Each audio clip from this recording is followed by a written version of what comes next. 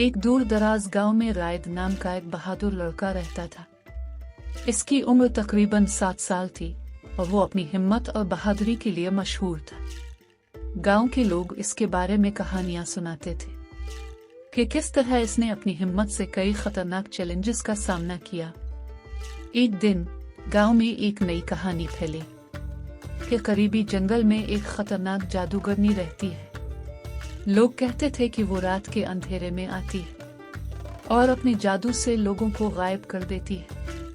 रायद ने जब ये कहानियां सुनी तो उसने जादूगरनी के राज जानने का फैसला किया कि वो इस जादूगरनी का सामना करेगा।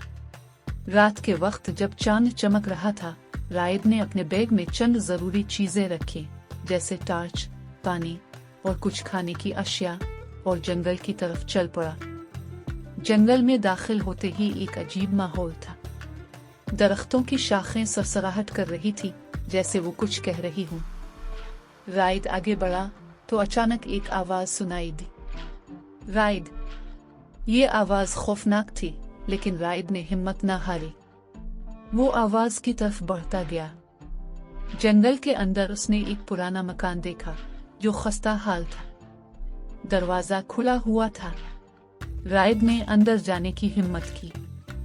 मकान के अंदर एक बड़ा कमरा था जहां एक खतरनाक जादूगरनी बैठी हुई थी। इसके चेहरे पर एक अजीब मुस्कुराहट थी और उसकी आंखें चमक रही थीं। आओ मेरे प्यारे बच्चे, तुम यहाँ क्या करने आए हो? जादूगरनी ने कहा। रायद ने अपनी आवाज मजबूत रखी। मैं तुमसे डरता नहीं। मैं जानता हूँ कि तुम लोगों को गायब करती हो। जादूगरनी ने हंसते हुए जवाब दिया, क्योंकि मैं ताकतवर हूँ और तुम जैसे बहादुर लड़के मेरे काम के लिए बेहतरीन हैं। इसकी बातों में एक जादुई ताकत थी। रायद ने अपने खौफ पर काबू पाया। उसने अपनी टार्च जलाई और कहा, मैं तुम्हें रोकूंगा। जैसे ही इसने ये कहा, जादूगरनी का चेहरा गुस्से से बदल गया। तुम नहीं जानते कि तुम किसके साथ बात कर रहे हो, उसने कहा और हाथ उठाकर एक जादू किया। एक लम्हे में कमरे में धुएं का तूफान उठा। रायद ने अपनी आंखें बंद कर ली और जब धुआं छटा तो उसने देखा कि वो एक सियाह कमरे में है। वहां दीवारों पर खौफनाक तस्वीर थी और हर तरफ से सरगोशियां सुनाई दे रही थी। रायद को महसूस हुआ कि वो जादूगरनी के जाल में फंस गया है। इसने अपने इर्द गिर्द की चीजों का जायजा लेना शुरू किया। अचानक इसे एक कदीम किताब नजर आई जो एक मेज पर रखी हुई थी। इसने किताब को खोला और देखा कि इसमें जादुई मंत्र लिखे हुए थे। ये वो मंत्र हैं जो जादूगरनी को काबू कर सकते हैं। रायद ने जल्दी से एक मंत्र पढ़ा। जैसे ही इसने मंत्र खत्म किया, मकान की दीवारें हिलने लगे और जादूगरनी गुस्से से चिल्ला उठी, तुम ये क्या कर रहे हो? रायद ने फिर से मंत्र पढ़ना शुरू किया और अचानक जादूगरनी की ताकत कमजोर होने लगी।